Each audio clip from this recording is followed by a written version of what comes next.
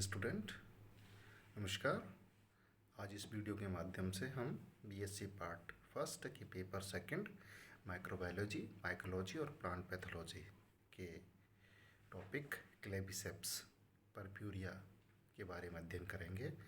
इससे पहले वाले वीडियो में जिसका हमने नाम दिया था क्लेबिसेप्स पार्ट फर्स्ट में हम क्लेबिसेप्स के बारे में जानकारी ले चुके हैं। साथ ही साथ रिप्रोडक्शन वाले पार्ट तक हमने उसको कर लिया था।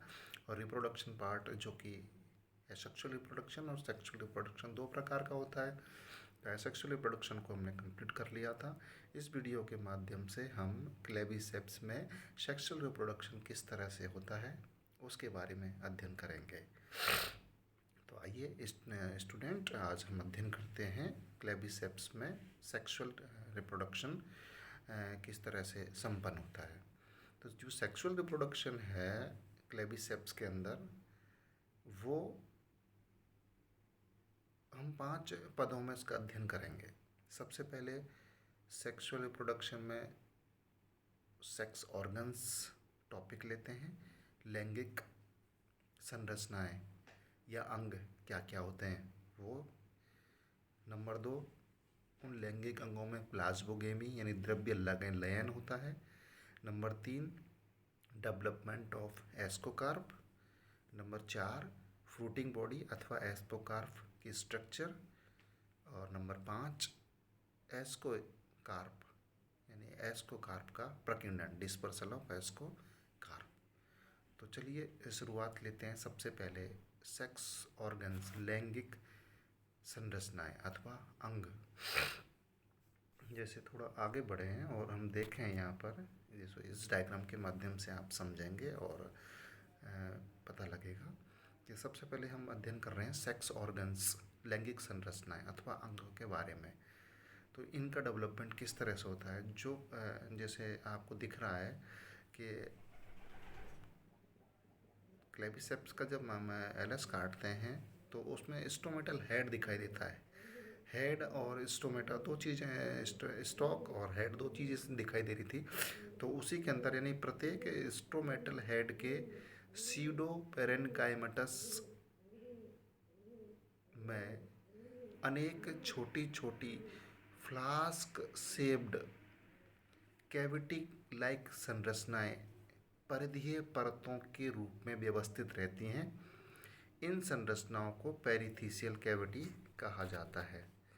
जैसे आप देखें, ये रही परिधीय भाग में ये पेरिथीसियल कैविटी स्ट्रक्चर्स मिलती हैं। और प्रत्येक पेरिथीसियल कैविटी में नर एवं मादा, male and female sex organs पाए जाते हैं। लैंगिक अंग पेरिथीसियल कैविटी के आधारीय भाग में, दिख रहा है इसके आधारीय भाग में किसी एक ही कवक तंतु की मुख्य शाखा एवं इसकी पार्श्व शाखा के शीर्षस्थ सिरों पर विकसित होती हैं। ये देखिए, समझ में आया आपको। एक ही कवक तंतु की मुख्य शाखा, जैसे ये हो गई इसकी मुख्य शाखा और ये इसकी पार्श्व शाखा के शीर्षस्थ सिरों पर विकसित होती हैं। तो ये लैंगिक अंग, सेक्स ऑर्गन, मेल और फीमेल,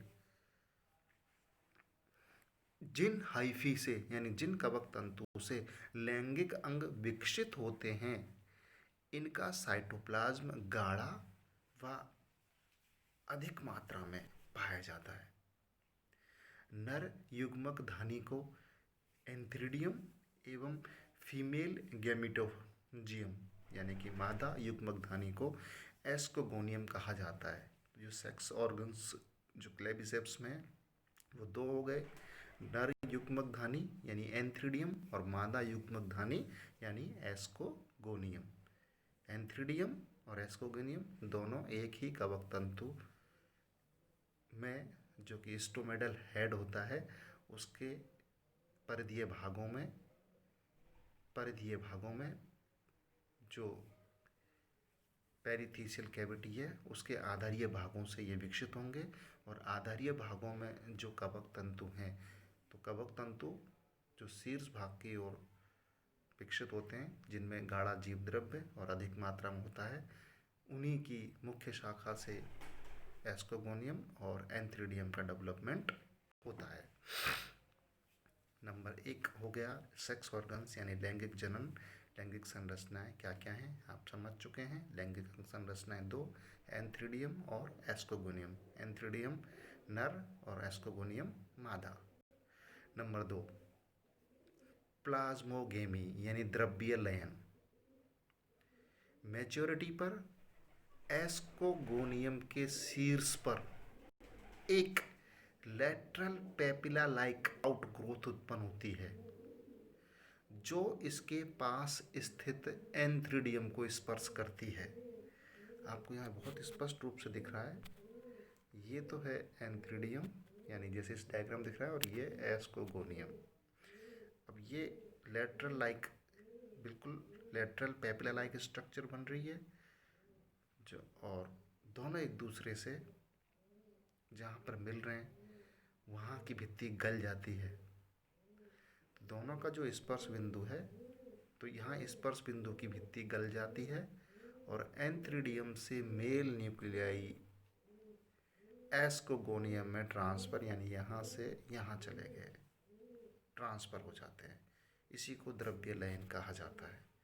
तो द्रव्य लयन के बारे में आप जान गए कि जैसे ही जो नर और मादा युग्मक बने हुए हैं एंथ्रीडियम एस्कोगोनियम, वो मैच्योरिटी पर एस्कोगोनियम के शीर्ष पर एक लेटरल आउटग्रोथ उत्पन्न होगी। इसी प्रकार जो कि बगल में एंथ्रीडियम है, वो उससे दोनों जो एवेनेस्ट भित्ति है वहाँ से गल जाते हैं। गलने के बाद वहाँ से मेल न्यूक्लियाई एस्कोगोनियम में ट्रांसफ़र हो जाता है। ये हुआ दूसरा पॉइंट, प्लाज्मोगेमी यानी द्रव्य लयन। नंबर 3 पॉइंट है डेवलपमेंट ऑफ एस्कोकार्प। क्लेविसेप्स का फलन पिंड अथवा एस्कोकार्प पेरिथीशियम होता है, याद रखें इसको। क्लेविसेप्स का प्रूटिंग बॉडी अथवा एस्कोकार्प पेरिथीशियम होता है। द्रव्य लयन यानी प्लाज्मोगेमी के पश्चात एस्कोगोनियम के आधार से, याद रखें, एस्कोगोनियम के आधार से एस्कोजीनस हाइफी उत्पन्न होते हैं, जिनकी पेन अल्टीमेट यानी उपांत कोशिका डाइकैरियोटिक सेल हुक के समान एस्कस मदर सेल्स के रूप में कार्य करती है। आप थोड़ा सा ध्यान दें इसमें। इससे पहले प्लाज्मोगेम हो गया, ठीक है। प्लाज्मोगेम होने के बाद एक उपांत कोशिका जो कि डाइकैरियोटिक होती है उसका निर्माण होता है, और इनमें से ये हुक समान कोशिका है जो कि एस्कस मदर सेल्स के रूप में कार्य करती है, और इस कोशिका के दोनों केंद्रक फ्यूज्ड हो जाते हैं और यह कोशिका अब एस्कस कहलाती है। तो आया समझ में आपके। पेनल्टीमेट कोशिका यानी कि पहले प्लाज्मोगेमी हो गई, पहले प्लाज्मोगेमी होने के बाद एस्कोजीनस हाइफी उत्पन्न हुआ, एस्कोजीनस हाइफी उत्पन्न हुए। एस्कोजीनस हाइफी में से एक कोशिका पेन अल्टीमेट होती है, जिनमें से एक, इन्हीं में से एक हुक समान कोशिका एस्कस मदर सेल्स के रूप में कार्य करेगी, और ये एस्कस मदर सेल्स के दोनों जो केंद्रक हैं वो फ्यूज्ड हो जाएंगे, और फ्यूज्ड होने के बाद यह कोशिका अब एस्कस कहलाती है। तो ये एस्कस का निर्माण हो गया आपके। एस्कस की लंबाई में वृद्धि से ये नलिकाकार यानी ट्यूब के आकार की हो जाती है, और इसके अंदर इनके अंदर जो केंद्रक है, इनमें एक मियोसिस और एक माइटोटिक डिवीजन होता है, जिससे प्रत्येक एस्कस में 8 हैप्लॉइड न्यूक्लियाई का निर्माण होता है। एस्कस बन चुका था, एस्कस की लंबाई में वृद्धि हो चुकी थी, जिसके कारण ये ट्यूब लाइक स्ट्रक्चर में बन जाता है। और इसके अंदर जो फ्यूज्ड न्यूक्लियस था उसमें एक माइटोटिक और एक मियोसिस विभाजन होता है, जिससे 8 एस्कोस्पोर्स हैप्लॉइड न्यूक्लियाई का निर्माण होता है। अब प्रत्येक हैप्लॉइड न्यूक्लियाई के चारों ओर कोशिका द्रव्य व एक भित्ति स्रावित हो जाती है और इसको अब एस्कोस्पोर्स कहा जाता है। एस्कोस्पोर्स का डेवलपमेंट हो गया, जैसे डायग्राम में हमें दिख रहा है, लंबी ट्यूब लाइक स्ट्रक्चर है और ये एक चारों एक साथ उपस्थित हैं। यानी प्रत्येक एस्कस के 8 एस्कोस्पोर्स एक दूसरे के समानांतर होते हैं। आपको बहुत स्पष्ट रूप से दिखाई दे रहा है, ये एक एस्कस है और इस एस्कस में 8 एस्कोस्पोर्स एक दूसरे के साथ समानांतर क्रम में व्यवस्थित हैं। एस्कोस्पोर के निर्माण के साथ साथ एस्कोगोनियम के चारों ओर एक स्पष्ट भित्ति उत्पन्न होती है, जिसको एस्कोकार्प कहा जाता है।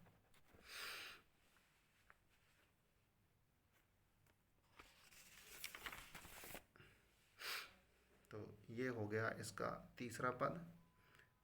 चौथा पद, ये इसके बारे में डायग्राम भी स्पष्ट रूप से देख रखे हैं, आप इसको अच्छी तरह से देख करके समझ सकते हैं। चौथा पद यानी डी, फ्रूटिंग बॉडी अथवा एस्कोकार्प। फ्रूटिंग बॉडी अथवा एस्कोकार्प।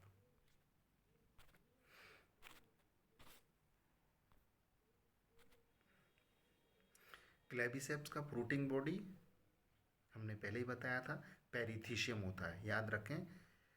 फ्रूटिंग बॉडी अथवा एस्कोकार्प पेरिथीशियम होता है, अच्छी तरह से याद रखें, क्वेश्चन पूछा जाता है। पेरिथीशियम एक फ्लास्क जैसी संरचनाएं होती हैं जो कि स्ट्रोमा के शीर्ष में पाई जाती हैं।